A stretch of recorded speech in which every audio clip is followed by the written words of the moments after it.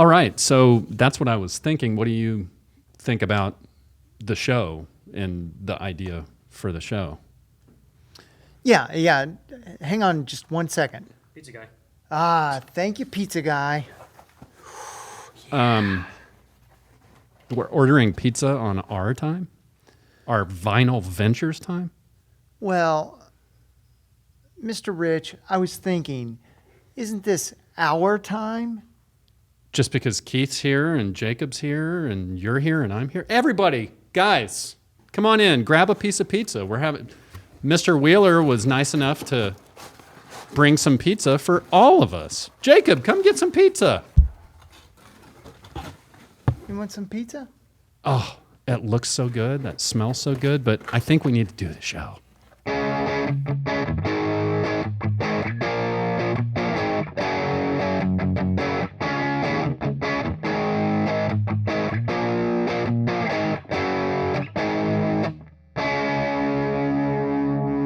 Vinyl friends, are you hungry? Are you ready to smell what Vinyl Ventures has cooking? We got some good stuff for you. We've got a show coming your way about food. Now, this was our friend Jacob Hansen's idea when we were sitting here spitballing ideas for the show. And again, you start digging into your collection. There's a lot of food songs. There's a lot of food bands. And then there's other sides of it and, ways to approach it from a lot of different angles. I guess we weren't really spitballing. We were throwing spaghetti on the wall. Yeah, we were kind of seeing what stuck and the food show stuck. So, what we want you guys to do is go to our YouTube channel, subscribe, like, do all the things that we always ask you to. There is so much good stuff there for people to dig into. Yes. And digest. Yes. To keep and it on digest. Yes. To keep it on the food tip. But please go to that channel, do all those things, and suggest more ideas for shows. And comment. Yeah, we love the comments. Yeah. And if you're going to comment on something you see on Facebook, comment either on the Vinyl Ventures Facebook page or, even better yet, comment on the YouTube channel. Please. Yeah, where you see it. So when you started digging into these records, what did you learn? Well, I knew I had several bands that had food names. Yeah, which is great because I don't. There were a bunch of songs that I wasn't sure if I had, but I thought I might have. Yeah. And so that was kind of fun. Yeah, it makes you dig into little nooks and crannies of your collection that maybe you don't always do. Which is why I love doing these themed shows, because there's a lot. I mean, at one point last night, I was just pulling out albums to see if they had a food name. Just randomly. Yeah. What I always try to do, no matter what the theme is, I try to come up with the list in my head. So I'll make a list my head. And then if there are any holes that need to be filled in, I go out, search the interwebs, and see what that comes up with. Yeah, sometimes with these, I try to come up with a list that has a theme. This is just a smorgasbord. There's no theme. It just kind of starts with one thing and ends with another thing. Well, that's awesome. Well, what is the first? The first thing. The first entry, I will take the delicious vinyl or licorice pizza off Licorice of here. Pizza, The Vinyl nice. Ventures record. What's your first That's one? kind of a throwback to The movie? the movie. And Licorice Pizza was actually in Fast Times at Ridgemont High. Oh, was it really? It was in the mall. That's right. You see it in the mall. It was a real record store. It was a real record store in L.A. Inadvertent licorice pizza. Now, this... Meat Puppets. Yeah, it's a good one. I have none of their stuff. And this one kind of freaked me out when I was looking it up because it's an EP and it doesn't show up on their discography. Really? It's weird. It's not a boot. No, it's not a boot because it was on SST. Huh. Okay. I love the the fish artwork on the back. The fish artwork. And they were the Meat Puppets they formed in January of 80. Oh, okay. So they've been around a long time. Yeah. The Kirkwood brothers, and they were out of Phoenix. Interesting. Phoenix, it was weird. In the 80s, Phoenix and Arizona in general had a little music scene brewing. No kidding. Yeah. Okay. I know that I know there are a few bands, from the desert Southwest, but I had no idea that they were. Yeah, so they were a Phoenix band when they started, and SST out of LA was just scooping up all kinds of Punk bands and rock bands. And they started as really a punk band. I mean, they were a punk rock band, and like a lot of other label mates on SST, and they kind of moved to a different sound, because the Kirkwood brothers served as musicians on Nirvana's Unplugged. Oh, really? Yeah. Okay. They were, both those guys were well known as great musicians. That's awesome. I had no idea. See, I learned things from Vinyl Ventures too. Yes. That's great. Do you have any of their other? Yeah, I've got albums? another one of their releases also on the SST label. And they eventually moved from SST, right? Yeah, it's funny, they actually broke up twice. They broke up in 96 and 2002. Brothers. I mean, there's not a brother band that doesn't break up. Right, and that's funny because we've talked about doing a sibling show. Yeah. And I had no idea they were brothers. I'm not really a fan. It was a little bit before my time, but I always knew, kind of when it seemed like the Meat Puppets took off when the grunge era kind of was burgeoning. Yeah. And they got sick of the hardcore scene pretty early. I mean, they started in 80, and by 84, they were like, we can't do this anymore. Yeah. The sound they have is very similar to Queens of the Stone Age. Okay. It's funny, the band began to experiment with acid rock, country, and western sounds while still weaving in some of those punk rock influences. Yeah. To kind of develop their sound in the mid-'80s. They had their own musical gumbo cooking. Yeah. Yeah, well, that's musical cool. gumbo is Yeah. another food reference. But Yeah. we need the drum sound effect. Yeah. Yeah. We'll do that for another day. I'll have Jacob do that in post. Make his job even harder. We'll fix it in post. Yeah, he has to listen to us in the first place, let alone go out and search for a damn rim shot sound effect. But I mean, you could say they're not so much a food reference as a serial killer reference. Yeah, that's true. Yeah. Yeah. I like this band. They're just very different. Yeah. Yeah. Well, I mean, when you've got thousands of records, finding those things that are different they kind of stand out. So that's number one. Awesome. My first one is honestly a Pink Floyd album that I don't listen to a lot. And it's Atom Heart Mother. And we just did our top 5, and we've had a few people comment about like this era of Pink Floyd being a little challenging, maybe. And here we have this. I think these are the 2015 repops on Pink Floyd records that are just awesome. They sound so good. They sound great. The hype sticker is nice and big and rectangular.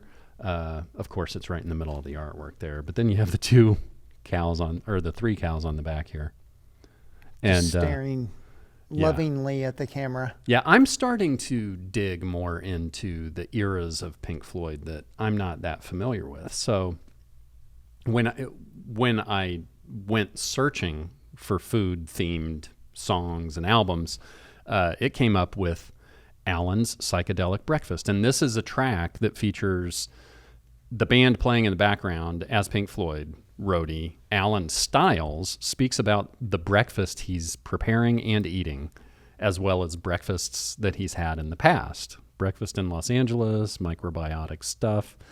And there's 3 movements to this song, and it's a 13-minute song. Yeah.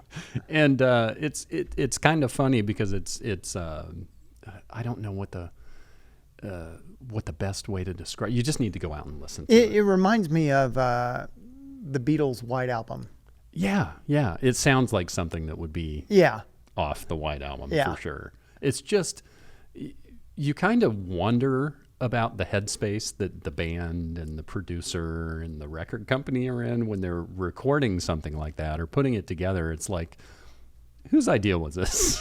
And this was their 5th? Yeah, it is the 5th. Yeah. It is the 5th record. Bingo! And the only reason that either of us know that is because we've talked about Pink Floyd quite a bit. We've talked about Pink Floyd a lot, but Dark Side of the Moon is a behemoth in their catalog, in vinyl record lore. You know what I mean? Oh, yeah. And it's their 8th album, which, again, still blows my mind. Yeah, it doesn't even compute. I mean, when you consider they started in, what, like 66, 67, and then 73, that's 7 years. Yeah. So I guess it makes sense. That's a long time, though. Yeah, yeah. And, you know, in addition to talking the sounds of Alan making breakfast, such as lighting the stove, cooking bacon, pouring milk and cereal, which makes a popping sound associated with, you know what, Rice Krispies, loudly gulping and drinking, and loudly and vigorously eating cereal. I mean, it's perfect for a band like Pink Floyd, right? Yeah, it really is. You choose your chemicals and put Adam Hartmother on and sit back and listen to Alan's let it go. Psychedelic Breakfast. It's like their catalog is opening up to me. Like I've finally reached a point in my life where I can appreciate it. Yeah, it would be fun to do a full-length Pink Floyd ranking show. Yeah. And I would love to go back and listen to all the albums like I did for the Led Zeppelin. Yeah, yeah. And just, that gives you a whole different way of judging the albums. Yeah. And, you know, hearing like you were having a conversation, I think, on social media with somebody about the album After the Wall. Oh, Final Cut. The Final Cut. Yeah. Yeah. Like there are albums in their catalog that are so like overshadowing of everything else. You kind of forget. You forget it even came out. Yeah. Yeah. Because you're certainly not going to hear Alan's Psychedelic Breakfast on the radio. No. Unless you're listening to a real good radio station. A really good radio station. So yeah, Alan's Psychedelic Breakfast, Adam Hartmother, Pink Floyd, you know the band. Give it a listen. That's a good one. And they have food on the cover. Yeah, they do. They do. They've got some live food. Delicious looking beef. Yes. Future Steaks. What is your next one? Next. Actually, Future Steaks would be a pretty good name for a band. Absolutely. Maybe a vegetarian band. Maybe Morrissey would sing for Future Steaks.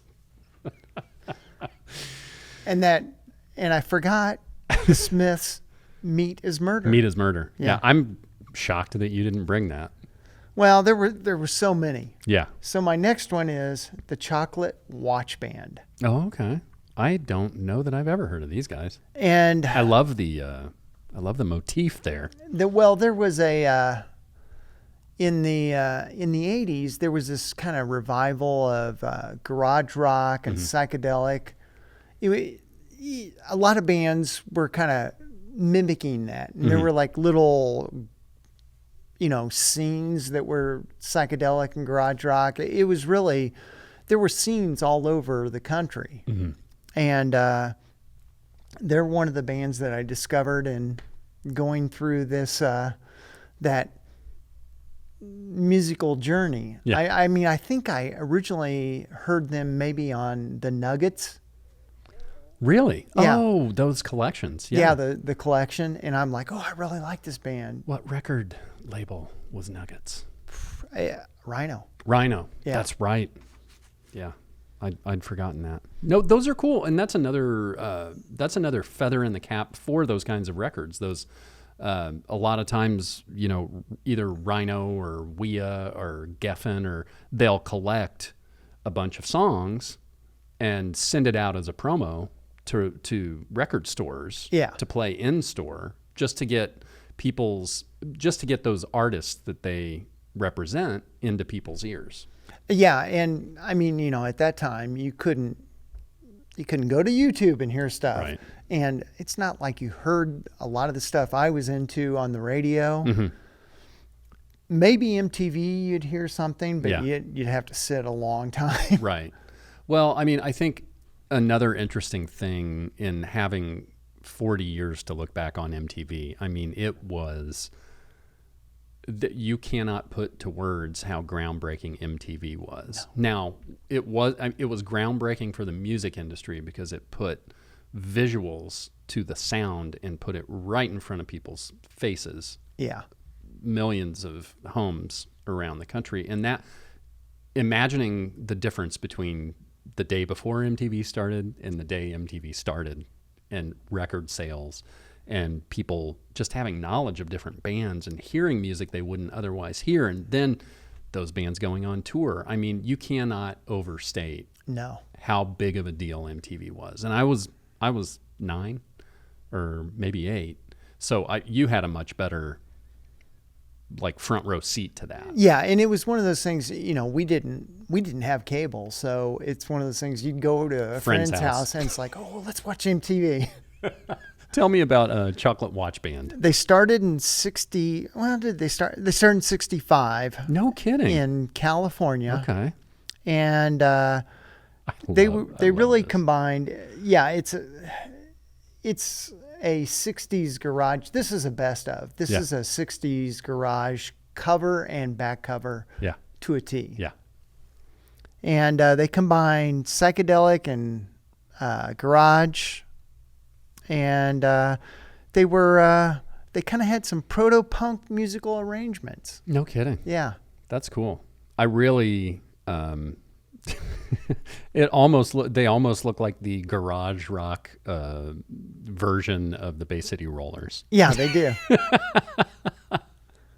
They were kind of a rebellious musical posture, and they had a harder edge period.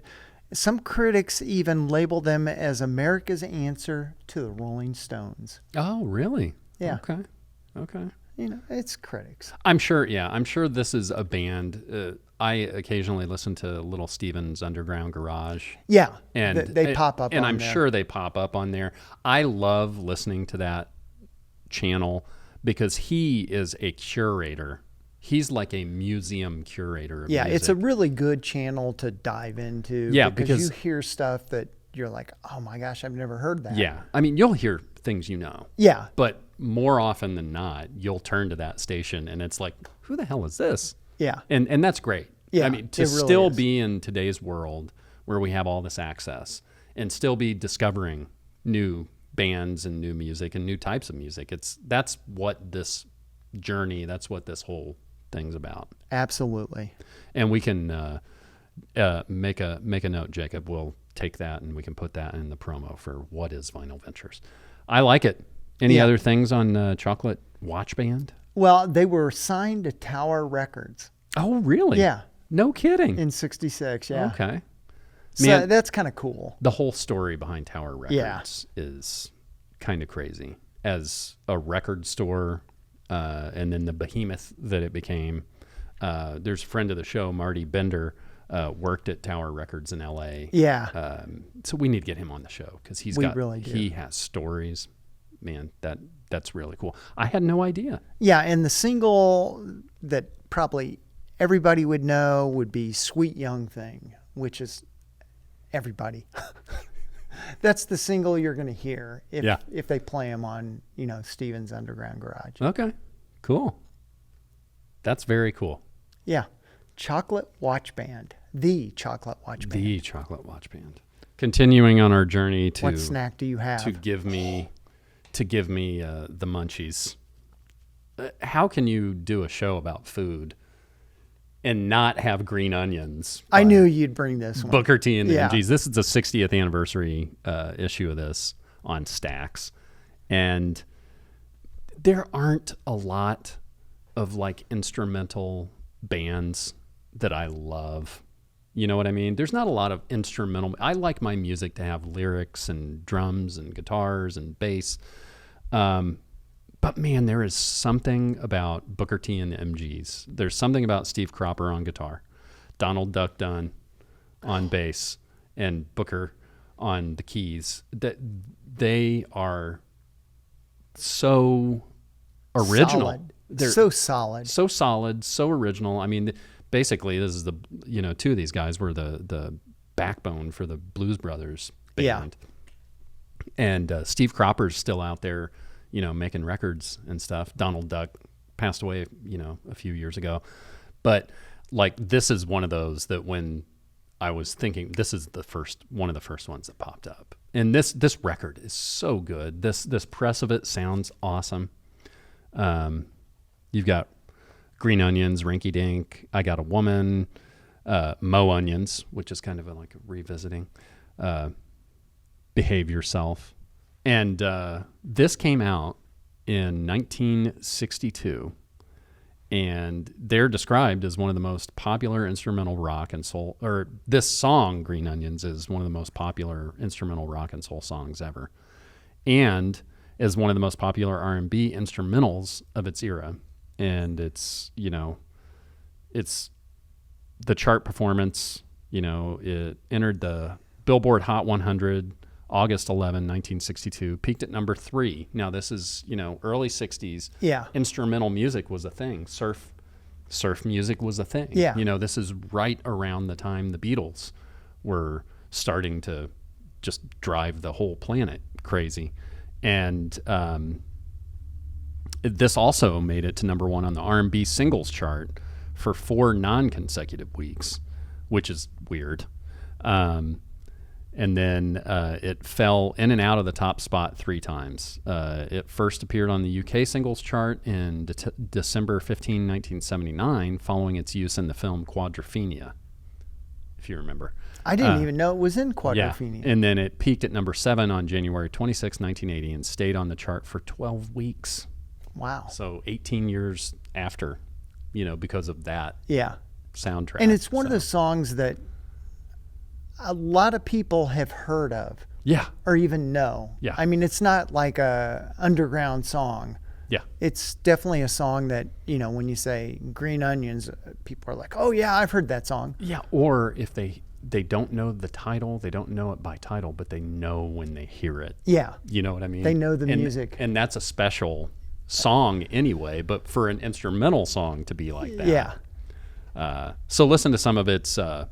It was ranked 181st by Rolling Stone in its original list of the 500 greatest songs of all time. And it's the only instrumental on the list. Ooh. In 1999, it was given a Grammy Hall of Fame award. It was voted number 5 in the all-time top 100 singles from Colin Larkin's all-time 200 or all-time top 1,000 albums. He states an incredible, unrepeatable piece of music, copied by millions but never remotely challenged. That's a nice little byline Yeah. to have to your song. Yeah. 2012 added to the National Recording Registry of the Library of Congress, and it was inducted into the Blues Hall of Fame in 2018 as one of the 5 new entrants in the Classic of Blues Recording Song category. So That's perfect. yeah, I mean, all of the Stax stuff is untouchable. It really is. They were in and of themselves. And, Yeah. a lot of these musicians played on hundreds, thousands of Multiple songs. Albums for different people. But, yeah, this is definitely one that I love everything about it. And if you just want an instrumental album to put on, this one. Green Onions, Booker T and the MGs. Some people don't like onions, but this song. You'll like that If one. you don't like this song, I question you. What's next? Well, let's go with some more food. Oh, nice. The B-52s on Whammy released Butterbean. Oh, nice. See, the easy one to go to is Rock Lobster. Yes. Butterbean is a little bit more challenging. This came out in 83, and Butterbean is not my favorite song on here, but it is. I love Legal Tender. That's probably my favorite song on here. I don't even know if I know that. I know so little of their stuff. I know the first 2 records, then I know Love Shack. You would know Legal Tender if we played it. Okay. I like the what year is this? This was Has to be 83. okay. I was going to guess that. Yeah. It was recorded in 82. This is kind of fun. It was recorded in December of 82, came out in April of 83. Quick turnaround. Yeah. Whammy. I like the B-52s. What a strange band. Yeah. And they are out of Athens, right? Athens, Georgia. Yeah, I believe think. so. Sorry, I threw you for a loop there. I believe they're out of Athens. That'd take a bit of Nah, it's okay. searching. Go ahead.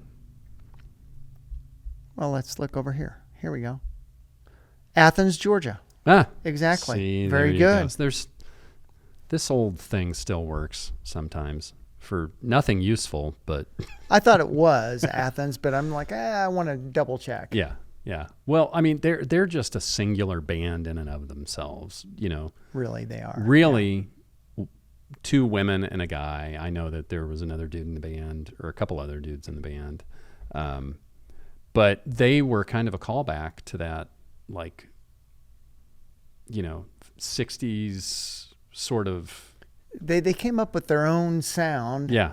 And it, you know, I think their first album came out in 77 or 78. And it was really unlike anything else going on, because, I mean, we're in the heat of disco and they've got this 60s revival going. Yeah. And you know what else was going kind of at the same time, but really for a long time before then, Sha Na Na, which was a throwback to the 50s. Yeah. So, yeah. We're in a big throwback period. Yeah. And people, the reason those things happen is because people get nostalgic for that type of music. Yes. And if you listen hard enough, you hear those influences in a lot of things. But again, I think the B-52s are kind of on their own frequency. Yeah. And this album, when it came out, reached 29 on the Billboard Top 200. Okay. So that's pretty respectable. Yeah. For a band that had, you know, a hit, like 6 or 7 years before that. Yeah. That's great. And this is the classic Member. 5-member lineup. Okay. Yeah, that's great. They, I have never seen. Did you ever see them when you were? No. It's one of those things. They didn't tour that much around the Midwest, unless you were in Chicago. Mm-hmm. Yeah. I don't know. For some reason, it seems like one of those bands that you would have seen on spring break for free. I would have loved to. I considered they did a residency in Vegas, and I really wanted to go out there and see them. Oh yeah. I Yeah. forget. That was pre-COVID, right? No, it was recently. Was it? Yeah. Oh, It was okay. maybe even early this year. Okay. Huh. Yeah, I would make that trip. That it would be fun. Yeah. Yeah. They're kind of winding down, right? Yeah, they're going to do, I think they did this last residency and they're like, that's it, we're done. Okay. Yeah.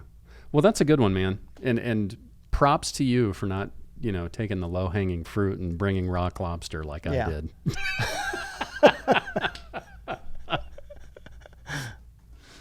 All right. How about the Descendants? Ooh. How about some punk music?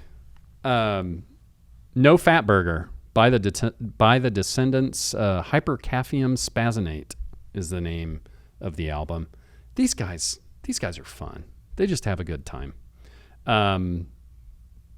It's the Descendants are a band that I have kind of just started getting into. I inherited a couple albums from a friend, and there were a few Descendants records in there. Oh, really? And yeah. And it's great. I mean, they're a really fun group of dudes for sure. They're one of those bands that just never really showed up on my radar. Yeah. I mean, they were always out there, but I didn't really even know anybody who was into them. I love the back cover where it does like the table. Periodic table of elements. Table. And then No Fat Burger is 5 FB with a line. No Fat Burger.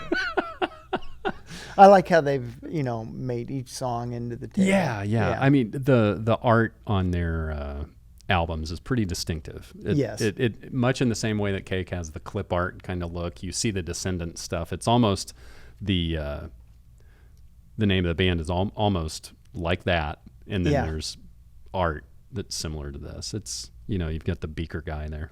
Yeah, which is perfect for the periodic table of elements.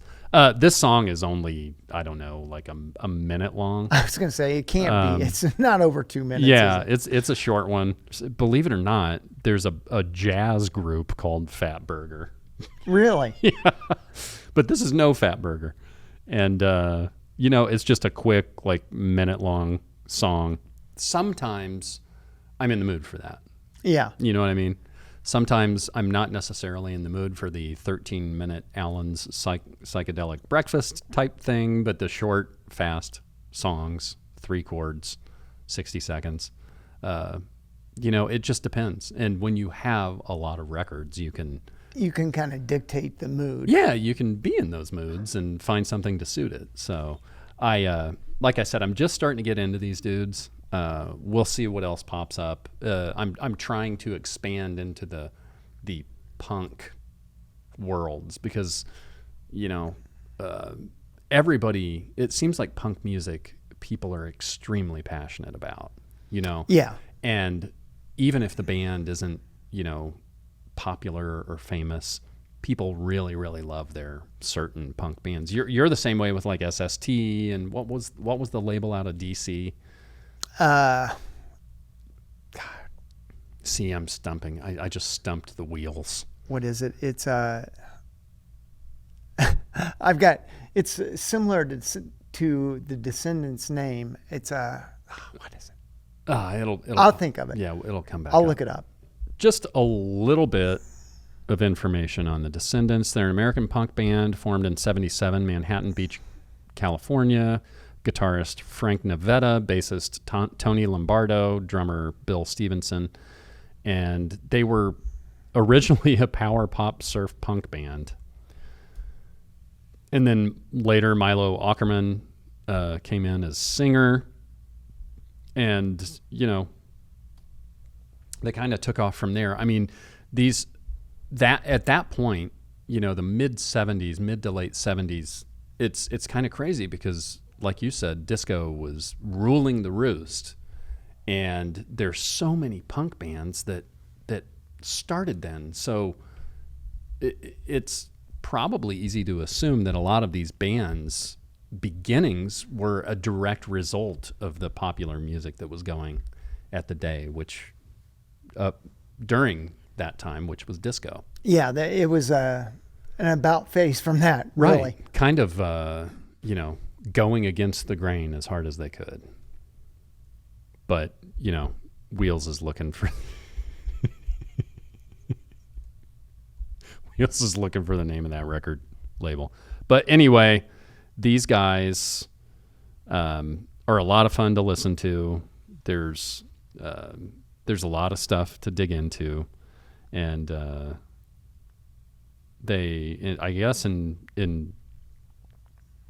guess their biggest album is probably Milo Goes to College. Yeah. And Spin magazine listed it several times, ranking it number 74 in a 1995 list of the best alternative albums, and number 20 in a 2001 list of the 50 most essential punk records.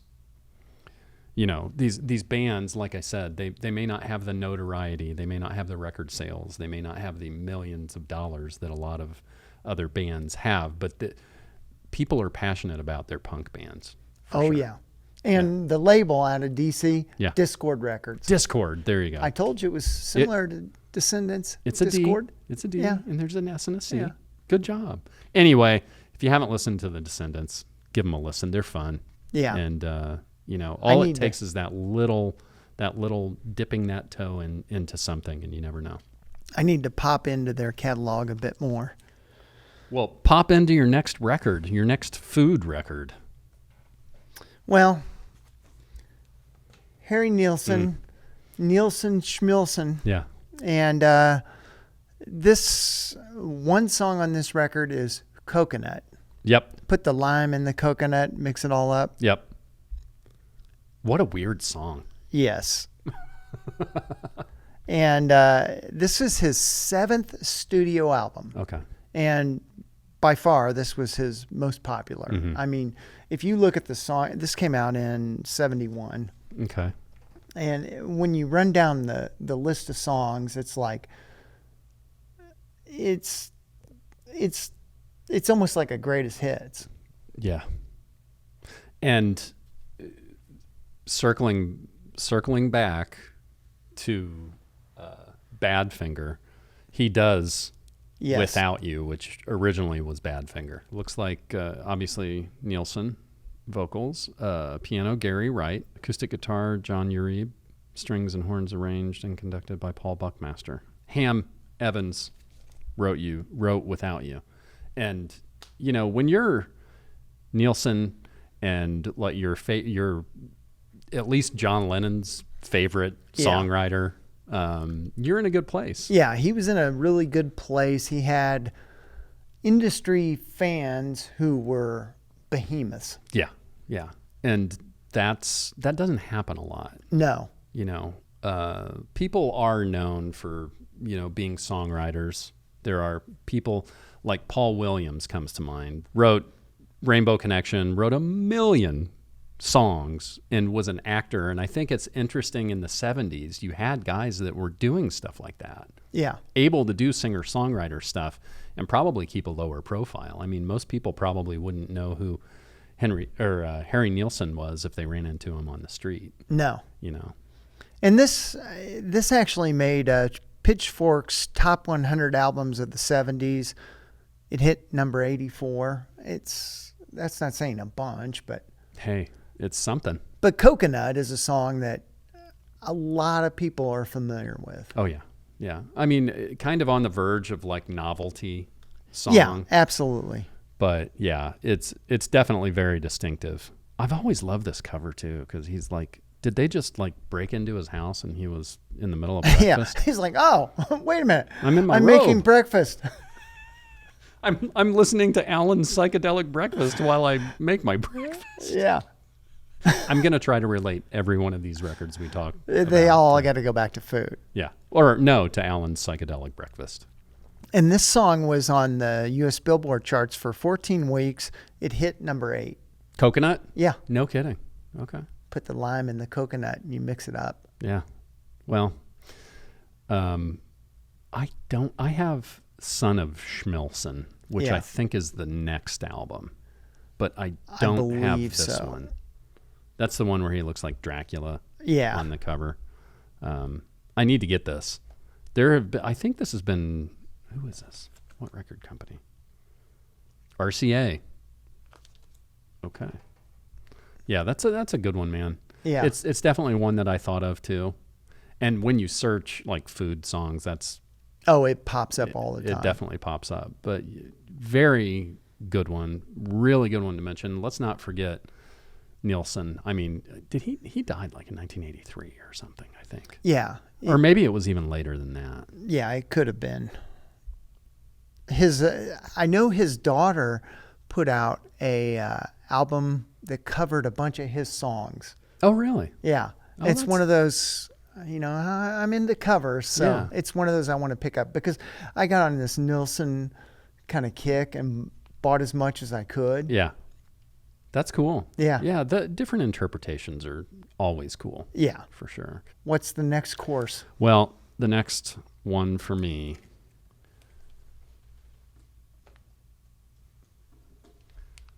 now, so the Lemon Song from Led Zeppelin 2, basically based on Killing Floor, which is a Howlin' Wolf song. And, they performed Killing Floor live in 1968 and 69, and it became the basis for the Lemon Song, which they recorded on Led Zeppelin 2.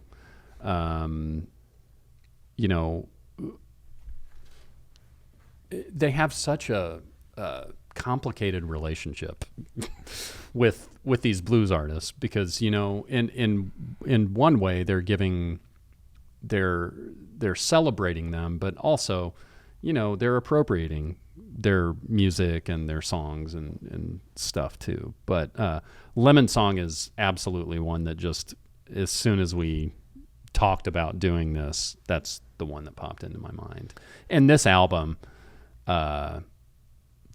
is, to me, might be like the best picture of the band. You know, it's not 15 songs. I mean, Yeah. The best encapsulation of who Led Zeppelin was. Yeah, if you're trying to get somebody to figure out who this band was, this would probably be the first one you'd pick. Yeah. The Lemon Song ended up being performed on Zeppelin's first 3 concert tours of the U.S. Before being dropped from their live set in 1969. However, the Squeeze My Lemon sequence continued to be inserted into the Whole Lotta Love medley and ad-libbed elsewhere too. Jimmy Page performed this song on his tour with the Black Crowes in 1999, and a version of the Lemon Song was also performed by Page and the Black Crowes on their album Live at the Greek, which I have from years ago, and I think they just re-released that too. So that Live at the Greek, Jimmy Page and the Black Crowes Live at the Greek, it may have, the newer version may have some other additional songs on it. But you know, we've talked about Led Zeppelin too ad nauseum. We don't have to go into great detail about it, but No. you know, That's a great pick. And Yeah. that's one I thought of, and I'm like, I bet Jason will bring that one. well, how did you know, John? How did you know? What's your next one? Are you scared? I'm a little bit scared. Do you have any fear? I do. I have fear that I'm going to die of hunger because we started the show with pizza and here we are. Well, Nice. let's take the fear up. Yeah. Yeah. Fear. Love it. And this is the debut record by American hardcore punk band Fear, led by Butch Vig. Mm-hmm. And this song, or the song I'm thinking of that is our food correlation, is Beef Bologna. Which is the second song on the first Yeah. side, right? I have a repop of this. Yeah, this is if you're going into punk records from the late 70s and early 80s, this is one you've got to have. It came out in 82. Yeah. That's great. And it's like Fear and the Germs are two of them, and Black Flag. You got to have those 3. Yeah. They just got to be a part of your collection. Yeah. I don't think I have any Black Flag. I have this record. Germs, I think I might have one of their. They only had one. Oh, that's right. Yeah. Pat Schmier. Yeah, Pat Schmier and Darby Crash. Darby Crash. Yeah. No, it is kind of cool, like, looking back to see what bands had people from them that went on to, like, really big stuff. Butch Vig, you know, he's in Garbage, produced Nirvana. Had an illustrious career after this. Yeah, yeah. So it's really interesting to see the amazing careers that these folks in these fledgling punk hardcore bands in the 70s and 80s put together.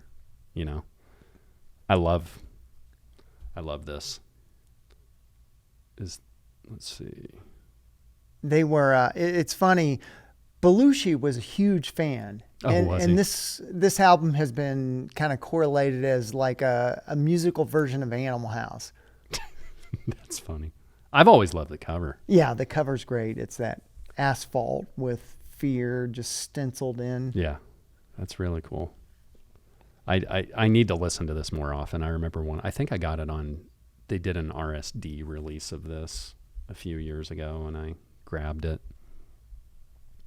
Those RSD releases, it's, you know, now it's typical for them to come out and then 2 months later come out again, maybe in a different color or configuration.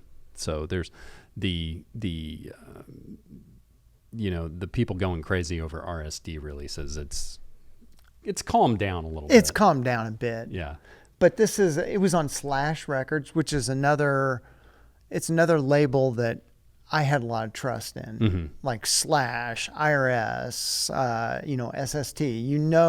Hey, if I'm getting something from one of those labels, just chancing, it's going to be somebody I'm going to like. Well, yeah. Think about this though. I mean, and you read underground magazines and stuff like that. Yeah, like Trouser Press was the one magazine that kind of featured all that stuff, and you could pick it up in the record stores. Yeah, but think about the difference between like when you were the age that you were reading that, between that and kids nowadays, because that trust was established for you because you had records from bands on that label. Yeah. And you just made that assumption that if I like that, they must be doing good stuff with these other bands. That doesn't exist anymore. I mean, the difference is you can listen to anything now that you want to before you buy it. Right. But that's a lot of trust to put in to a record label. Well, labels were more, it was more like, the early days of label, like Stax was a blues label. Yeah. And labels were more... kind of like a family. Yeah, they were more like a family. Like everything they released was kind of in this genre. Yeah. Yeah. It's just strange how different in 45 years, how different things are now. It's amazing the twists and turns that the music industry is. It really through. is. Yeah. That's a good one, man. Yeah. That's really Fear. great. And they formed in 77 and they're still active. Yeah. That's crazy. So that's kind of amazing. Yeah, that is. That's a good one, man. Congratulations. You're up. I'm not doing that one. So we're halfway through the show, and I'm going hungry. Hunger Strike, Temple of the Dog. Yes. This was written by Chris Cornell, released in '91 as the first single from the band's only studio album, Temple of the Dog, and it was their most successful song. Eddie Vedder was co-vocalist on this song. This whole album is great, really, really great, and I listened to it on CD for years before I ever had it on vinyl. I mean, it's funny because I was a late comer to all of the Seattle bands, like all of their second records. I like their first records You're like, were like Pearl Jam's 10, Yeah. all over the radio. Nirvana, Nevermind, all over the record, or all over the radio, although that was their second album. But when I first heard this song, I don't think I'd heard Pearl Jam at the time. And I heard Chris Cornell's voice, and that's distinctive enough. But then with Eddie Vedder singing along, really, really great. And this album, Pushing Forward Back, is probably my favorite song on here. But this whole album is an absolute banger. It absolutely is. And it's one that I don't think you can really wear out CDs, but I kind of wore the CD out. Yeah, I did too. Yeah, if I'd had it on cassette, that probably wouldn't have survived. But this has, I don't know what year this is from, probably 5 or 6 years ago, but it's got the lenticular Yeah, that's kind of cool. cover on it. And yeah, man, it just, you hear these songs that you loved at that time. And, Chris Cornell's gone. Wasn't it Andy Wood from Mother Love Bone that they made this album in tribute to? Yeah. Now, were they on? Is this on Sub Pop? It's A&M. A&M. Mm-hmm. It may have originally it was released on Sub Pop. I would imagine the original releases are pretty few and far between. Yeah. I mean, they were still releasing records, you know, in the early 90s. Obviously, a lot of people had moved to cassettes and CDs. Isn't that strange? Yeah. Like at a time, I remember records being released and getting all three. I'd get the record, I'd get the CD, I'd get the cassette, because I could listen to the cassette in my car before CD players in cars. I could. Yeah. It's kind of crazy. I kind of just moved on. It's like I moved on from albums to cassettes, and I'm like, I'm not buying any more albums. I'm not going to make them anymore. I will still buy CDs, certain CDs that I really want. But there was a time when 10 years ago when vinyl was coming out, you'd get the digital download from it. And Yeah. sometimes you do now, and sometimes you don't. Yeah, I like the physical. That's why I never did the Napster thing or any of that stuff, because I want something that I can hold in my hand and look at and discover, pour through the liner notes and all that stuff. So just a little from Chris Cornell about Hunger Strike is, he said they started rehearsing the songs and he'd pulled out Hunger Strike, and he had this feeling it was just kind of going to be filler, and it didn't feel like a real song. And Eddie Vedder was there waiting for a Mookie Blaylock rehearsal, which was Their original name. And he was singing parts, and he kind of humbly, but with some balls, walked up to the mic and started singing the low parts for me because he saw it was kind of hard. We got through a couple of choruses of him doing that, and suddenly the light bulb came on in my head. This guy's voice is amazing for these low parts.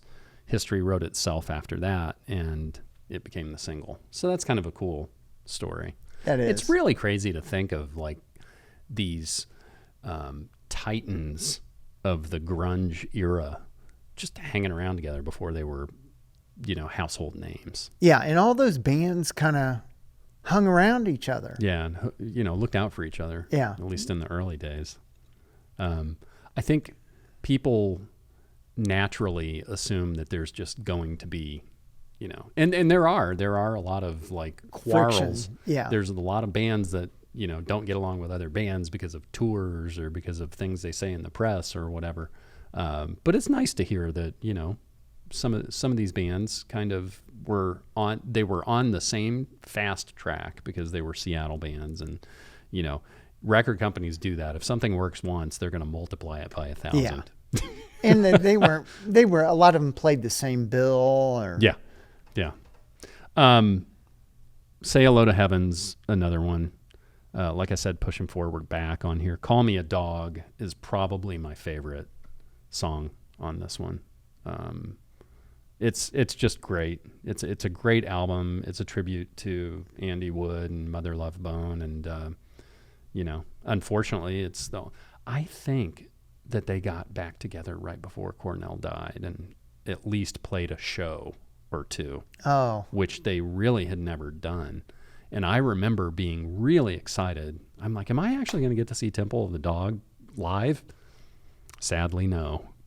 But the record is fantastic, and I would suggest anybody that's a fan of that era of music to get this album. Yeah, and you can tell it's definitely from the CD era. Three sides. You really have to move this to see that lenticular movement there, but it's just kind of cool. You don't see that on album covers a lot, and it stood out to me. I think I pre-ordered that as soon as I saw that this was coming available. It's like, yep, sign me up. Sign me up. And I'm super grateful and lucky to be able to do stuff like that. Yeah.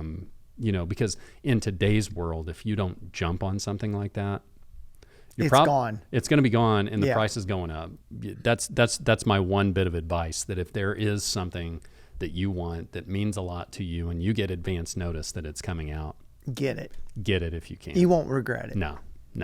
I don't think I've ever sat at home and said, man, I really regret buying this. Yeah. But there are hundreds of examples that I regret not buying. Yeah, when you had the chance. Yeah. What's your next one? Next, more 80s. Yeah. Echo and the Bunnymen. And this is probably maybe their biggest hit, Lips Like Sugar. Yeah. And this was on their 5th album. It came out in 87. And this was, this Lips Like Sugar had a lot of airplay. And they're kind of, the genre is pop rock, dance rock. Okay. They had a very dance-driven sound. Yeah. Yeah, I can see that. But they're also, I wouldn't say that all of their stuff is, right? It's a different kind of dance. Yeah. I mean, everybody danced to, it's like you're dancing to Bela Lugosi's Dead. It's a different kind of dance. This is the last album with the classic 4 lineup. Okay. And then one member died in a motorcycle accident Oh, man. after this. Ugh. Way to bring it down. But they, it's funny that this was their most, because by 84, they were almost ready to break up. Mm-hmm. Yeah. And then they just kind of got it back together, I think with the help under new management, Duran Duran's tour manager. Oh, okay. Mick Hancock, and they started working in Scandinavia and came out with this. I'll have to sit down and give them. They're pretty awesome. Yeah. And one time when I saw them in Chicago, so we walk in and who's out front busking? Billy Bragg. Are you serious? So Billy Bragg was touring with the band, Uh-huh. and this was probably right around 85, 86, somewhere in there. And so he was touring with the band, and he'd just go out front of the place and kind of busk. Have his guitar case open. Yeah, that's exactly what he was doing. Throw some change in there. Yeah. And, There's one more great story with Echo. So Will Sargent, the guitarist, he had this sweater that he gave to his girlfriend, and it made its way to Kurt Cobain, and that was the sweater that kind of Kurt was known for wearing, the holy sweater. Was it green? I think so. I Is think it the one he had on in Unplugged? Yeah. Oh, my God. Yeah. Really? Yeah. Was So he a fan then? I'm sure they all knew each other. Yeah. But that was, isn't that kind of funny? That is funny. You should have worn your sweater today. I should have worn my sweater. I didn't even think about that until just right now. That's a great story. You're up for the next snack. This is where vinyl snacks really come into play. Yeah. This is Bow Wow Wow's The Last of the Mohicans. This is an EP. And I'm showing you the back cover because the front cover could be troublesome.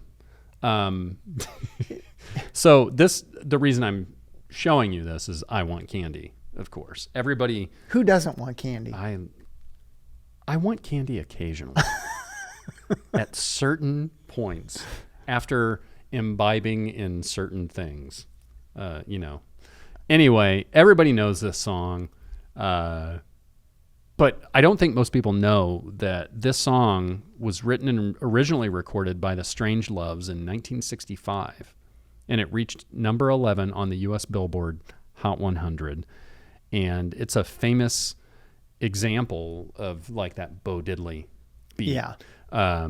But so it was written by Burt Burns, Bob Feldman, Jerry Goldstein, and Richard Gotterer in 1965.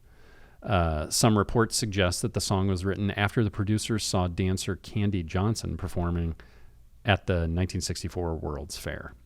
But we're talking about the Bow Wow Wow version, and they were an English new wave group. 1982, they released this EP, and this is the only single from it.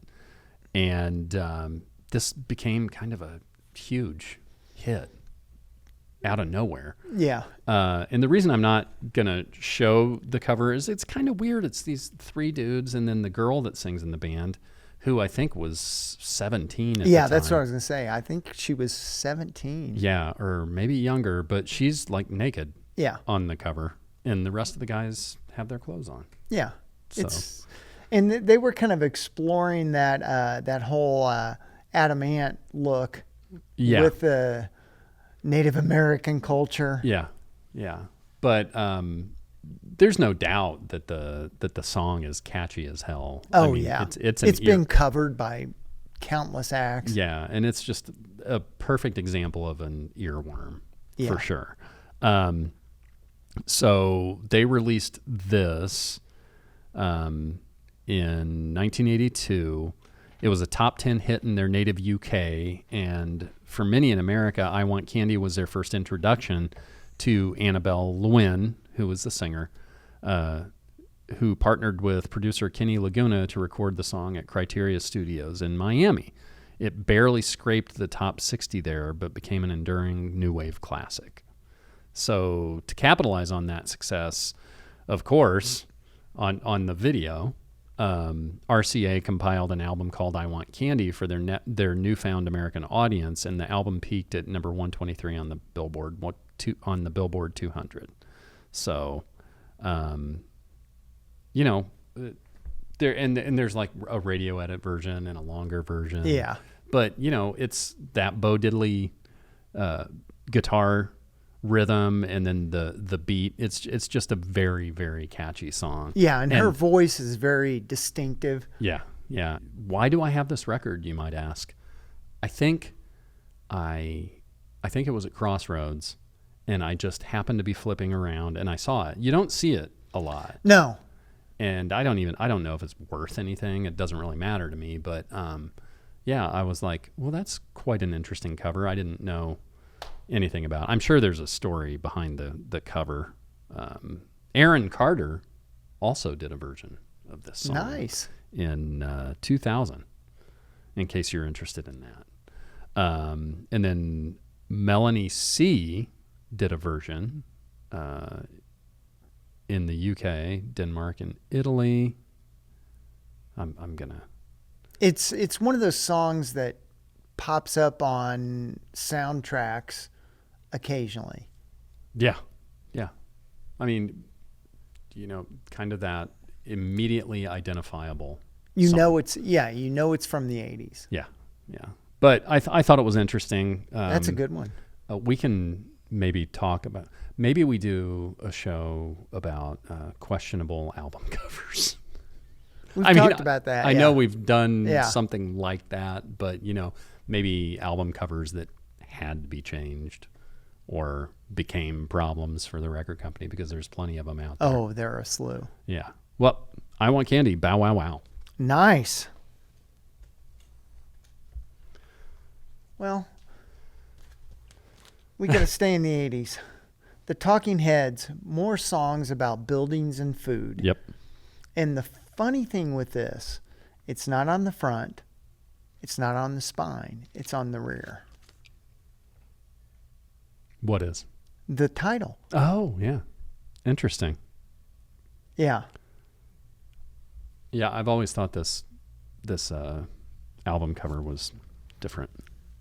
It's they actually the cover is fun because this is a collage of the band taken with each one of these is a Polaroid. Oh, really? And this was it's a David Byrne idea, but they kind of ripped off an artist who'd already done it. Oh, really? Yeah. They get in trouble for that? No. It's not a director. It's just like, it's artistic freedom. Yeah. I've always loved the cover. Yeah, and it came out in 1978. Their second record, right? Yes, yep. Second studio album. And although he was not the only producer, he was like a producer collaborator, Brian Eno. Mm-hmm. Yeah. And I mean, so much of the music I have, Eno is in some way connected. Yeah. The U2. Yeah. Talking it just Heads. Goes on and on. Yeah. He's kind of got his hands in a lot of stuff. Yeah. His music's interesting too. Yeah. What was the big song off of this? Probably, let's see, Take Me to the River, the cover, the Al Green cover. Yeah, that is a great version of that. I kind of think that David Byrne is sort of a wizard, He's definitely a different cat. And I'm sure I'd love to sit down and have a talk with him, have a beer with him. He just seems like he's on another creative level. He's almost like an alien that's just kind of visiting because he's not terribly comfortable with people. Right.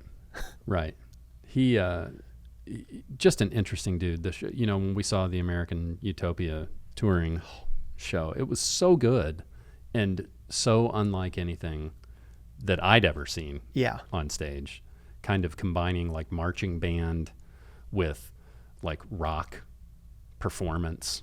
Just really, really crazy. Yeah, the energy of that band. Yeah. I mean, they are moving nonstop for 2 hours. Yeah.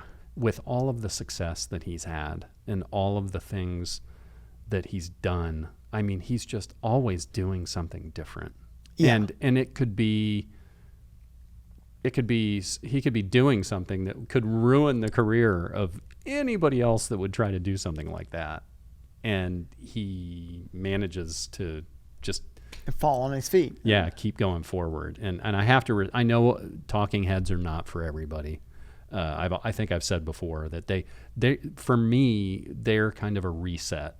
You know, when you listen to them, it kind of flips a switch in my mind, and you know that you've just been listening to something that's just a little left of center. I'm a Talking Heads completist. Yeah. I want to get all their stuff. I still haven't, but you know, they are. It's sort of like jazz, you know. It really is. You either get it and you love listening to it, or you're not quite sure. I don't know what this is. Yeah. It's funny when making the album, Tina Weymouth told Cream in a '79 interview that they had discussions about the titles, and at the time she said, "Well, why don't we just call the album Buildings and Food?"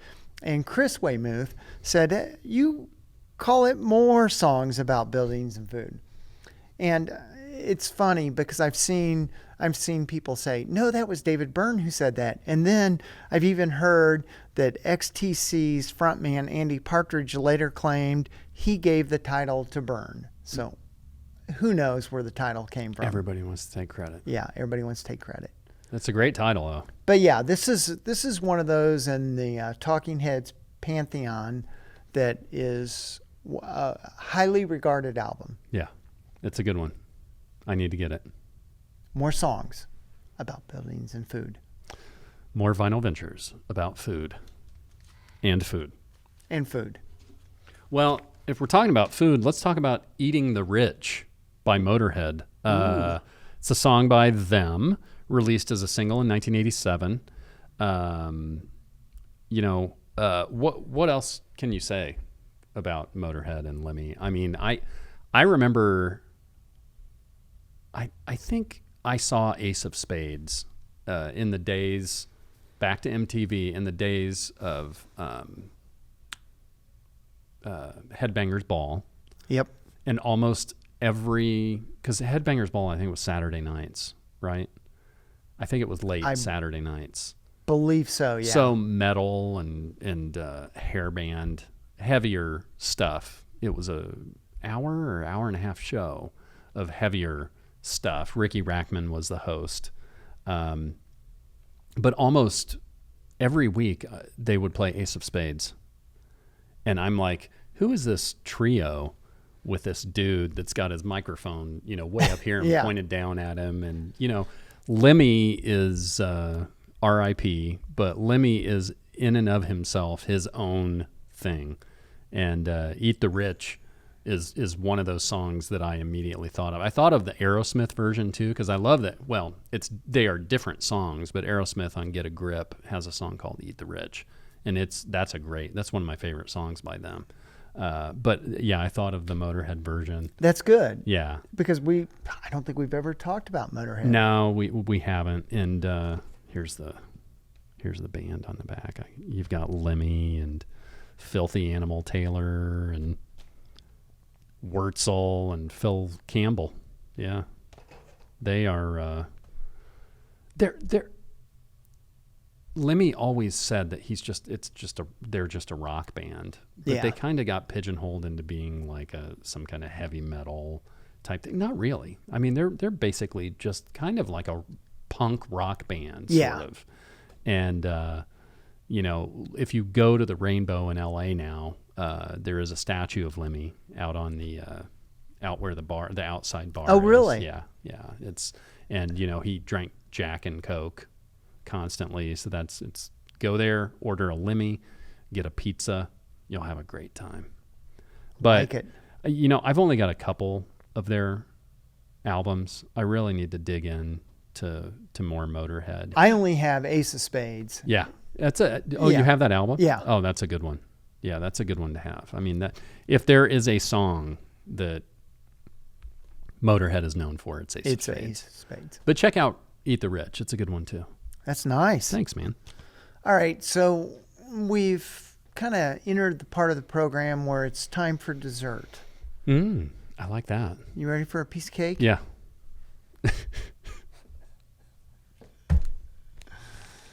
Cake, Comfort Eagle.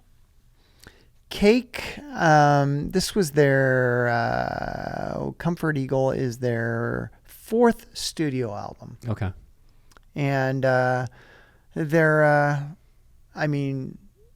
we'll call them alternative rock, but they really are a mix of country music, mariachi, disco, rock, funk, folk, hip hop, you All name of it. Yeah. All of it. They kind of put it all in a stew and mix it up. Yeah. They're making their own musical gumbo, as we said earlier. Yeah, and they're, as we've talked many times, every album kind of looks the same. Every album sounds the same. There's some variation. There's some for sure. variation, but not a bunch. No. I mean, they're a lot like AC/DC. They do what they do. They've got the sound, and that's what they do, and they have fun with it. Yeah, and they operate within those parameters. Yes. And Comfort Eagle, the critical reception was generally well received, but noting its similarity to the band's previous albums, for better or worse. Like you said. Yeah. What was the... It was certified gold in 2003, and probably the one that short skirt, long jacket got quite a bit of airplay. That's my favorite. Yeah. Of theirs. It's really great. Meanwhile, Rick James. I need to... There are a lot of... And they do a lot of the songs off this album live at their shows. That's cool. Yeah. That's good. It's good when bands play songs that people know. Yeah. At shows. They... it's not like they have a big bunch of music. Right. But for me, at least, I've listened to all their albums several times, so nothing is unfamiliar. Yeah. Yeah. Well, there is a comfort in being a fan of a band. There's a comfort in, hearing what you're expecting. There's also an excitement to hear things that you don't expect. So, if you go to an AC/DC show or play an AC/DC record and don't expect 3-minute, 3-chord blues-based rock songs, then your expectations need to be adjusted. Yeah. So there's nothing wrong with familiarity. There's nothing wrong with bands operating within those parameters that they set for themselves. And they're a perfect example that you can do that and continue to remain relevant and successful. Yeah, and I think it's because their songs are so, they mix all those genres I talked about. So it sounds different, but you can tell it's the same band. Yeah, and they're kind of story songs. Yeah, they're story songs. And talk singing. So, that... They check every box for me. Yeah, they're absolutely your kind of thing. I've always said that I'm more of a pie guy, but I do like cake. And I really need to dig into more cake. Yeah, they're pretty spectacular. And they've just released another album on their, I don't know if it's out yet or not. Okay. Well, we'll keep an eye out for cake. But one of their back catalogs. They slowly release their vinyl catalog, and it gets scooped up. Yeah. And I'm sure it's a thing where if you have the opportunity and you have the means, get it. At first it was like that, but now the pressings are a lot more abundant. Oh, okay. Cool. Awesome. Cake. Let wheels eat cake. What do you have next? Follow up cake. Well, if there's cake in front of me, I'm probably going to eat it. Eat it. This is Weird Al Yankovic's in 3D, and this is the record that this is the reason that we're all still talking about Weird Al, really.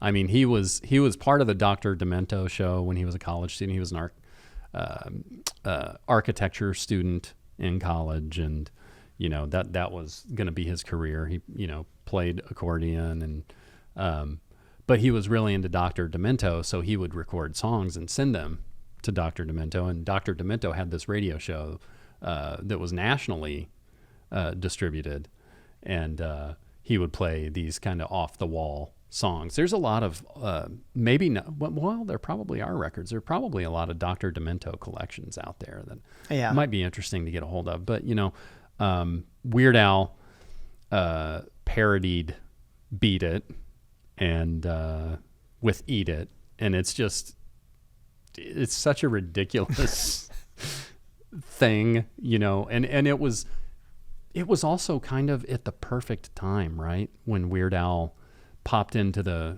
psyche of everybody that was because MTV was rocking and rolling. Thriller and Michael Jackson were just everywhere all the time. And, he parodies the biggest song in the world, and look at what it's done for him. Our buddy Doug at Karma West got this and Dare to Be Stupid in, and I think he posted it on social media like 2 years ago, and I'm like, I'm buying those Weird Al records because it's still got the hype sticker and the sleeve. Yeah, it's still got the cellophane. It's open, but it's still got the cellophane around it, and the hype sticker's on there. And I just love the hype sticker because it's Al as Michael Jackson with his mustache. On. Yeah, and his mustache. So this came out. It's his second studio album. It came out 1984. It's one of the many produced by Rick Derringer. I think we've talked about it before, but Rick Derringer produced like 4 of his first 4 albums. Rock and Roll Hoochie Coo. Yeah. The album's built around parodies and pastiches of pop and rock music of the mid-'80s. And by the way, his originals on his records I almost always enjoy them more than the parodies. Yeah, he's just very funny. God bless Weird Al Yankovic, right? I mean, he's so funny and doesn't take himself seriously, and his career has outlasted most of the artists that he parodies. Yes. It really has. Which is crazy to think of. And, there was a time when people would look at this music as like novelty records. But I just smile when I hear Weird Al. Yeah. And I really, really appreciate him. My wife and I saw him live like 6 years ago, and he was great because he puts, he costume changes and he dresses up. He puts on a show. Oh, he definitely puts on a show. But Weird Al in 3D. Go out and get it, folks. It'll make you hungry. What's your next one? Well, we were in dessert mode, but then we needed a little snack. So our snack's going to be cracker. Oh, that's a good one. Yeah. I have this, and I didn't even think of that. Damn it. Yeah, and it's kind of a twofer because we've got the open sardines on the cover. Yeah. Need a cracker for those, right? Yeah. You got to have a cracker for the sardines. And this came out in 92 on Virgin. And Virgin was putting out some different music at that time. They weren't as big as they would become. Mm-hmm. Yep. And the album has sold more than 200,000 copies by April of 94. Yeah. And the big song was Teen Angst, What the World Needs Now. Yeah. It's great. Great song. Yeah. And I really love their songwriting. Yeah. I mean, their songs are. And they're kind of they're very garage band feeling. Oh yeah, Very minimally produced, right? yeah. Feels like they're on the verge of chaos at any time. You've seen them live. Oh yeah, several times. Yeah. They're just a really, really good band. They kind of, because weren't they in a different band? Well, this was David Lowery's first band after kind of Camper Van Beethoven went away. Right. And I don't know why Camper Van Beethoven kind of went. A lot of the same members are in this band, so. Yeah, but it was kind of crazy because they kind of popped out of nowhere, right? This song, and you're like, who is this? and it was 92. Yeah, 92. So smack dab in the middle of the grunge movement. I mean, I guess there's a kind of a grunge feel to this band, but not really. They're more punk. I would call them Americana. Yeah, kind of Americana. It's really Americana. But without the... Yeah. I mean, they just feel like a garage rock band. Yeah, they're very garagey. Yeah. Yeah, that's a good one. I love the fried egg on the back with their picture in the middle of it. That's great. Yeah, the package, the artwork on this is very, very cool. Packed for Virgin Records America Incorporated, Beverly Hills, California. Yeah.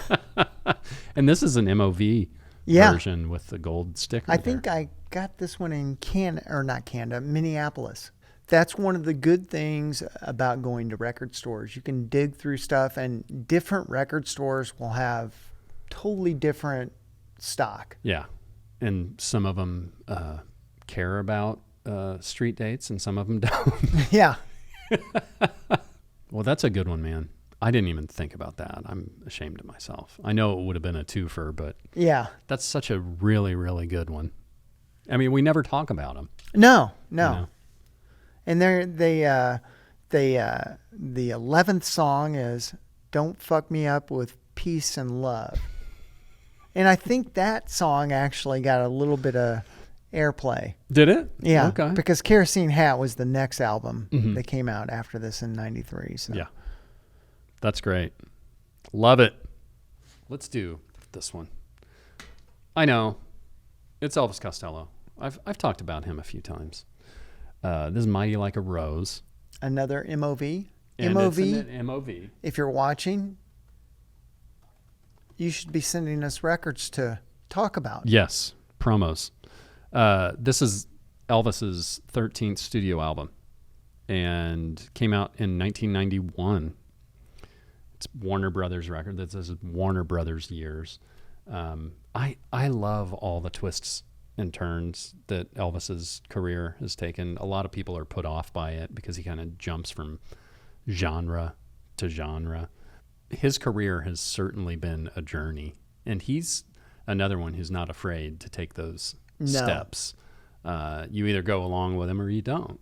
Yeah. The song on here that I wanted to talk about is "So Like Candy," and it's a song that he co-wrote with Paul McCartney, and it's just an interesting collaboration to it really is to be writing, music with a Beatle.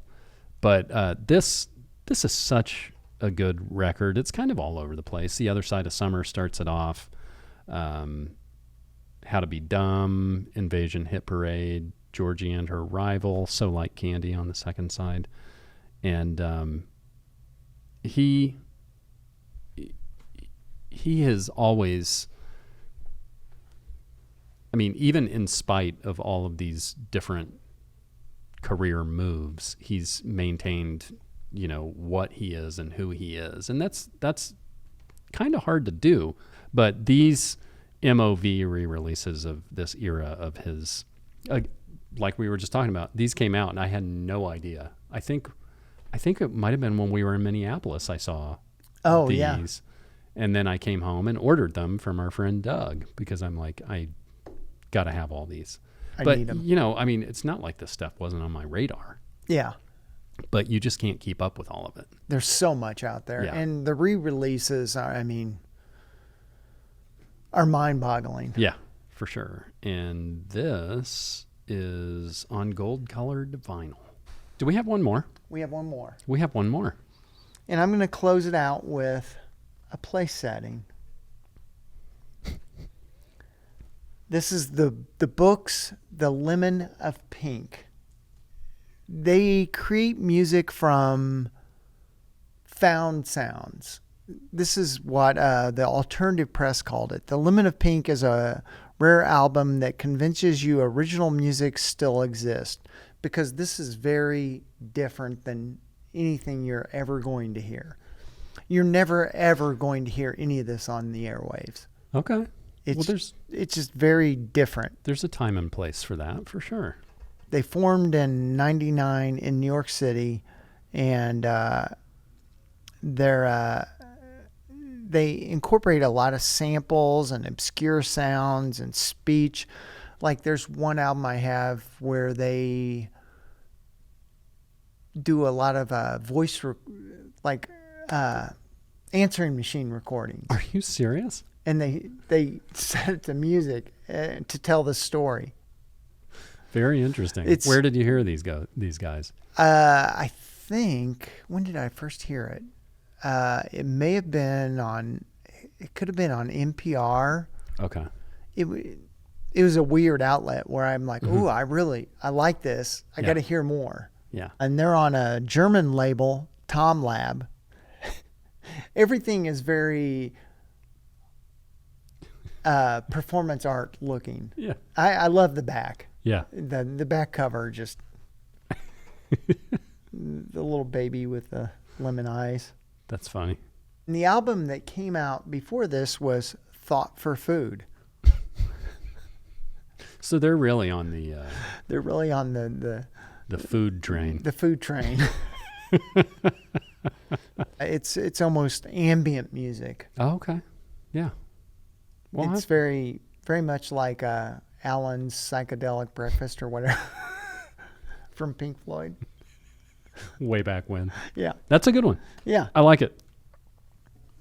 Well, I don't know how you like your gravy, Oh, yeah. but Frankie likes his lumpy. This is Lumpy Gravy by Frank Zappa. And this came out in 1968, credited as Francis Vincent Zappa. And, written by Frank and performed by a group of session players that he dubbed the Abnu Seals Emuka Electric Symphony Orchestra and Chorus. Of course he did. Yeah, and he conducted the orchestra but did not perform on the album. It's his fourth album overall. His previous releases have been under the name of his group, the Mothers of Invention. And, the way I see it, Barry, duodenum, oh no, bit of nostalgia, almost Chinese, at the gas station, I don't know if I can go through this again. It's Frank Zappa. Yeah. And he's got his Pipco shirt on there. But Zappa is in and of himself, for sure. And speaking of someone who just marched to the beat of his own orchestra, he's one of the most, what's the word? People either love him or hate him. That's a pretty good way to put him in the pantheon of rock musicians. Yeah. And he was just he released so much music and did some, and there's so much, I guess, that they have in the Zappa vault, the family and the trust, mines and comes up with these. And he basically recorded every live show that he ever performed has been recorded. And, when he wasn't out on tour, he was in his studio at his house recording. Making music. With some of the best musicians in the world. Yeah. And just what a strange character. What an interesting career and life he had. Absolutely. For sure. But Lumpy Gravy, it's a good listen. And you can see Abna Seal's Imuka Electric Symphony Orchestra and Chorus. I love Frank, and I think it's a lot like why I enjoy Talking Heads, because it's just out of nowhere. It's out of left field, Kind for of sure. alien, Yeah. almost. And it's kind of a reset button, you know.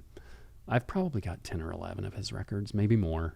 But if I'm ever at home and I'm like, what should I listen to? And I'm having trouble deciding, you can't ever go wrong with Frank. Yeah. I mean, because you're either going to hear something like, what the hell was that? Or you're going to hear something like so weird and strange that it's a nice reset button. Yeah, and it's not music you memorize, you sing along to. It's music you enjoy and listen to. Yeah. Yeah. You kind of put it on and you just see what happens, you know? Yeah. Because he's probably, I think I was reading the other day that he has like 130 releases. Wow. And there's much more beyond that that's never been released. But, you know, he knew, I mean, I think he was 53 when he died. I think he died in 1993. So you think about it, that's a lot. Yeah. To do and accomplish and record and write. And he notated and wrote music and just like I said, like an alien out of nowhere, and just gets plunked down right into pop music. And probably the best example of like that too, because Bowie was an alien, you know, in his own way. David Byrne, kind of an alien in his own way, but Frank might be the leader of the aliens. Yeah. and he did things his own way, knowing that he could have probably have been a more successful musician doing it a different way. Right. I mean, he heard what he heard in his head and recorded it that way. That's what came out. And that's what came out. But I think Frank's a good one to end up on. I mean, I like my gravy to not be lumpy, but if the mashed potatoes are good enough, it doesn't really matter, right? It doesn't really matter. So we want you guys to let us know what some of your favorite food-themed albums and songs are. Because, you know, we can search the internet and make our lists until the cows come home, and there's just always more. We also want you guys to go to the YouTube channel. Look at all of those video snacks that Jacob Hansen and Keith Toombs have helped us put together, and enjoy the cornucopia, if you will, of video snacks that are there on our YouTube channel. We want you guys to communicate with us on our social media page. What else do we want them to do, John? Enjoy the snacks. Yeah, they're delicious. So enjoy your music. Enjoy spinning your vinyl. That's Wheels. I'm Jay, and we'll see you all the next time around. It's a